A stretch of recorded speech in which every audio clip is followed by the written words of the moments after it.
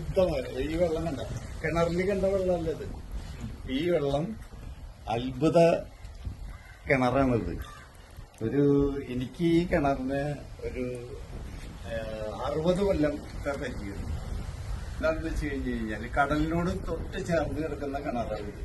പക്ഷെ എന്നിട്ടും ഇതില് ഉപ്പുവെള്ളമല്ല, നല്ല ശുദ്ധജലമാണ്. ഫിൽറ്റർ ചെയ്യാത്ത നല്ല ശുദ്ധജലം.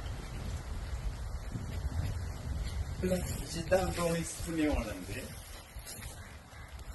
ഒരു അത്ഭുതമാണിത്. അത്ഭുതം തന്നെയാണ്.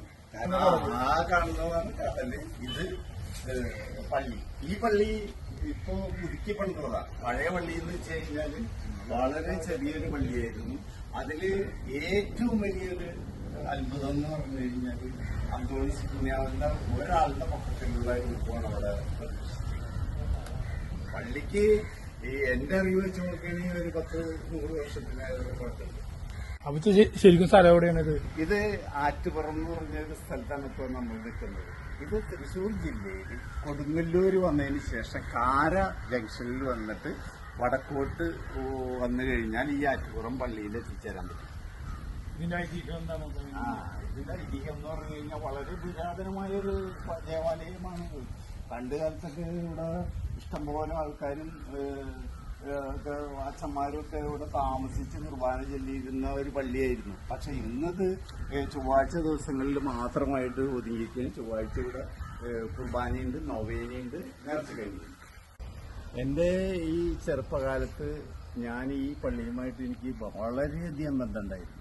കാരണം എന്താ വെച്ച് കഴിഞ്ഞാൽ ഇവിടെ ചൊവ്വാഴ്ചകളിൽ ഒരു സമയത്ത് ഇവിടെ എന്നും അച്ഛന്മാർ വന്നും പ്രാർത്ഥിക്കുന്ന ഒരു സ്ഥലമായിരുന്നു. പിന്നീട് അത് പറഞ്ഞ് ചൊവ്വാഴ്ച മാത്രമായിട്ട് ഒതുങ്ങുകയും ചെയ്തത്.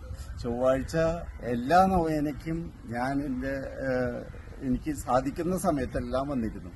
അപ്പോൾ ആ വന്നുകൊണ്ടിരിക്കുന്ന സമയത്താണ് ഞാൻ എൻ്റെ ദൈവത്തെ പുണ്യാളനോട് വളരെയധികം മുട്ടിക്കായിട്ട് പ്രാർത്ഥിച്ച് എനിക്കൊരു ജോലി ശരിയാക്കി തരണേ പുണ്യാള എന്ന് പറഞ്ഞ് അങ്ങനെയാണ് എന്നെ കേരള അഗ്രികൾച്ചർ യൂണിവേഴ്സിറ്റിയിൽ ഇങ്ങനെ ഒരു ജോലിക്ക് ഇന്റർവ്യൂവിന് വിളിക്കുകയും അവിടെ എനിക്ക് ഇങ്ങനൊരു ജോലി ശരിയാക്കി തരികയും ചെയ്തത്. അത് പുണ്യാളുടെ അനുഗ്രഹം തന്നെയാണെന്ന് ഉറച്ചു വിശ്വസിക്കുന്ന ആളാണ് ഞാൻ. ഇന്ന് ജീവിക്കുന്നുണ്ടെങ്കിലും ഇന്ന് ഈ നിലയിൽ എത്തിയിട്ടുണ്ടെങ്കിലും അതിന് കാരണക്കാരൻ ആയ ഈ പള്ളിയും ഈ പുണ്യാളനുമാണെന്ന് എനിക്ക് പറയാൻ യാതൊരു മടിയില്ല. അത് സത്യമാണ് താൻ. ശരിക്കും പറഞ്ഞു കഴിഞ്ഞാൽ ഈ കടല് കുറച്ചും കൂടി അകന്നത്തായിരുന്നു. ഇഷ്ടം പോലെ മണലും കാര്യങ്ങളൊക്കെ നമുക്ക് നടക്കാനുള്ള സൗകര്യമൊക്കെ ഉണ്ട്. അവിടെ ഈ ഭിത്തിയൊക്കെ കെട്ടി ആകെ ഇത് ഇങ്ങനെ ആക്കിയപ്പോ പള്ളിയുടെ മുറ്റം ഇല്ലാണ്ടായി. ഇത് പള്ളിയുടെ മുൻഭാഗമാണത്. ഇവിടെ നിന്നിട്ടാണ് നമ്മൾ അങ്ങോട്ട് തിരിഞ്ഞു നിന്നിട്ടാണ് കുർബാനയും എല്ലാം കാണുന്നത്. അപ്പോൾ ഇതിൻ്റെ ഈ കടൽ ഭിത്തി കെട്ടിയിരിക്കുന്നതിൻ്റെ ഓപ്പോസിറ്റ് സൈഡിലാണ് കടൽ. കടൽ ഈ ഭിത്തി ഇല്ലാത്തതിൻ്റെ മുമ്പ് ഇത് കടൽ ഇങ്ങോട്ട് കയറി വന്ന് പള്ളിയകത്തേക്ക് കയറുന്ന ഒരവസ്ഥയൊക്കെ നിലവിലുണ്ടായിരുന്നു. അതൊക്കെ ഇപ്പോൾ മാറി. ഇപ്പോൾ പുതിയൊരു സെറ്റപ്പായി. പക്ഷേ കടൽ നമുക്ക് കാണാൻ പറ്റില്ല.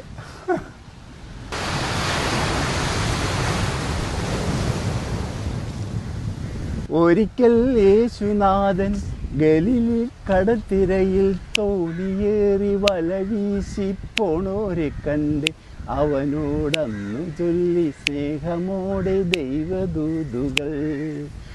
ഒരിക്കൽ യേശുനാഥൻ ഗലീലി കടത്തിരയിൽ തോണിയേറി വല വീശി പോണോരെ കണ്ട് അവനോടന്നു ചൊല്ലി സ്നേഹമോടെ ദൈവദൂതുകൾ.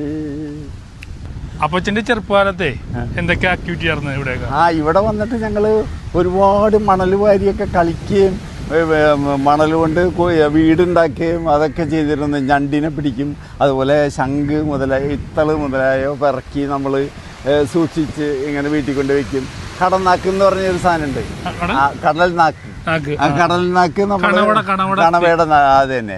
അത് എടുത്തുകൊണ്ട് പോയിട്ട് വീട്ടിൽ കൊണ്ടുപോയിട്ട് ഇങ്ങനെ ഗ്ലാസ്സിന്മൊക്കെ ഇട്ട് വരച്ചാൽ കോറലൊക്കെ മാറും എന്നൊക്കെ പറയുമ്പോൾ ഞങ്ങളതൊക്കെ എടുത്തുകൊണ്ട് പോയിട്ട് അവിടെ വീട്ടിൽ കൊണ്ടുപോയിട്ട് ഇങ്ങനെ ഗ്ലാസ്സിലൊക്കെ മിററിലൊക്കെ വരയ്ക്കുമ്പോൾ നല്ല തെളിച്ചൊക്കെ കാണും.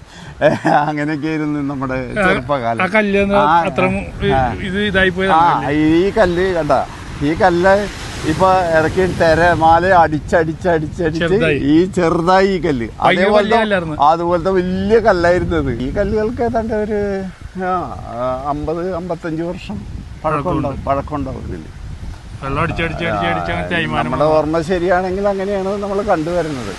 വെള്ളം അടിച്ചടിച്ചടിച്ചടിച്ചടി ഇത് വീട്ടിന്റെ മുറ്റത്തൊക്കെ ഇടുന്ന കല്ലായി മാറി. ഇത് അക്വേറിയത്തിലിടാം, അല്ലെങ്കിൽ മുറ്റത്ത് കൊണ്ടുപോയി വെക്കാം.